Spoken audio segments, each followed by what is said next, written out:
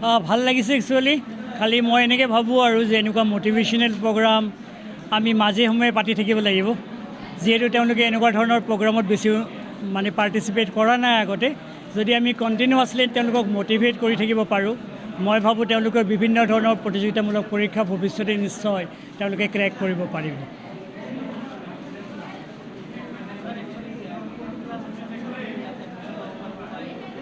Competitive এক্সামৰ কাৰণে actually graduation pass কৰিব লাগে আৰু ADR কিছুমান এক্সাম ক্লাছ 12ৰ পৰা দিব পাৰে। গতিকে মই ছাত্ৰ ছাত্ৰীসকলক ক'ম যে ক্লাছ 11 মানৰ পৰা তেওঁলোকে বিভিন্ন ধৰণৰ প্ৰতিযোগিতামূলক পৰীক্ষাৰ কাৰণে প্ৰিপেৰেশ্যন আৰম্ভ কৰিব লাগে আৰু যিমানেই তেওঁলোকে ক্লাছ আগবাঢ়ি গৈ থাকিব এনেকুৱা ধৰণৰ পৰীক্ষা তেওঁলোকে দি থাকিব। যিটো আজি যদি আছাম গভৰ্ণমেণ্টৰ আণ্ডাৰত ADR এক্সাম হয়, আপোনালোকে চবেই জানে ADR ক্লাছ 12ৰ পৰাও দিব পাৰে, গ্ৰেজুৱেশ্যনো দিব পাৰে। গতিকে তেওঁলোকে যদি আগৰ পৰা প্ৰিপেৰেশ্যন কৰে, তেওঁলোকে এনেকুৱা ধৰণৰ পৰীক্ষা আছাম পুলিচেই হওক বা টেটৰ এক্সামেই হওক, PNRDৰ এক্সামেই হওক, বিভিন্ন ধৰণৰ ডিপাৰ্টমেণ্টৰ পৰীক্ষাবোৰ তেওঁলোকে দিব পাৰিব। ইয়াৰ কাৰণে মিডিয়াম বুলি কথা নাই। আজিকালি অসমৰ পৰীক্ষাবোৰত অসমীয়া মিডিয়ামতো দিব পাৰে, ইংৰাজী মিডিয়ামতো দিব পাৰে। গতিকে মই এগৰাকী শিক্ষক হিচাপে নাভাবোঁ যে মিডিয়ামে তেওঁলোকক প্ৰব্লেম কৰিব। কিতাপবোৰো আজিকালি অসমীয়াত উপলব্ধ হয়, গতিকে তেওঁলোকে অসমীয়া মিডিয়ামত পঢ়িও বঢ়িয়াকৈ পৰীক্ষাটো দিব পাৰে। একো নাই, এইটো বহুত ভাল প্ৰশ্ন আপুনি সুধিছে।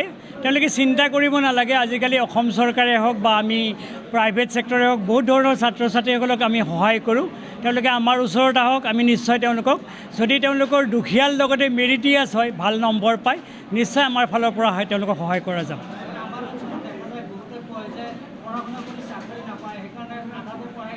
এইটো এনেকুৱা হৈছে এতিয়া যে আমি এইটো কথা চিন্তা কৰিলে নহ'ব যে পঢ়া শুনা কৰিলে চাকৰি নাপায়, কাৰণ সকলোৱেতো চাকৰি নাপায়, তাৰ কাৰণে পৰীক্ষা দিব লাগিব।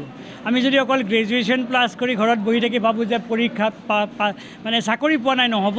কাৰণ ADR এক্সামত আপোনালোকে দেখিছে যোৱাবাৰ 32 লাখ ষ্টুডেণ্টে পৰীক্ষা দিছে।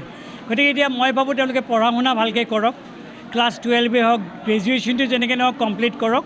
বেছি তেওঁলোকে দুখীয়া বুলি ভাবিব নালাগে। আজিকালি বিভিন্ন ধৰণৰ পৰীক্ষা ওলাইছে, তেওঁলোকে প্ৰিপেৰেশ্যন 1 বছৰ যদি প্ৰিপেৰেশ্যন কৰে, নিশ্চয় তেওঁলোকৰ এক্সাম ক্ৰেক হ'ব।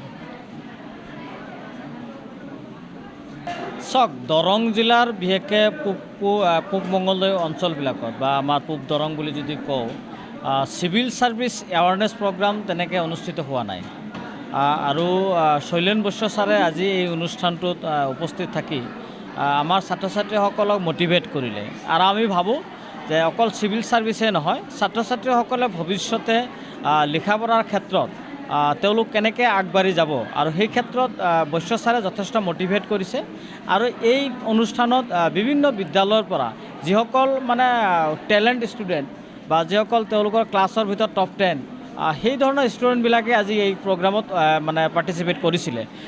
গতিকে বহু ছাত্ৰ ছাত্ৰীয়ে ইচ্ছুক তেওঁলোকে চিভিল ছাৰ্ভিচ কৰিবৰ কাৰণে, চিভিল ছাৰ্ভিচত যাবৰ কাৰণে। গতিকে আমি যিসকল দুখীয়া ছাত্ৰ ছাত্ৰী, ইতিমধ্যে ছাৰে কৈছে কেম্পাছটোত যে যিসকল দুখীয়া ছাত্ৰ ছাত্ৰীৰ পাৰ্চেণ্ট ভাল আছে, তেওঁলোকক আমচুৰ নেতৃত্বত বিনা পইচাত তেওঁলোকক ফ্ৰী কোচিঙৰ ব্যৱস্থা কৰিব। গতিকে আমি আশা কৰোঁ যিসকল মেৰিটিয়ান ষ্টুডেণ্ট, যিসকল ভাল পাৰ্চেণ্ট আছে, তেওঁলোকে যদি আমাৰ লগত যোগাযোগ কৰে, আমি 1 বা 2জন ষ্টুডেণ্টক বা 3জন ষ্টুডেণ্টক শৈলেন ছাৰৰ যিটো বৈশ্য ষ্টাডি চেণ্টাৰ, তাতে তেওঁলোকে UPSC হওক বা ADR হওক, তাতে আমি তেওঁলোকক মানে নামভৰ্তিৰ ক্ষেত্ৰত বা কোচিঙৰ ক্ষেত্ৰত সহযোগ কৰি দিম।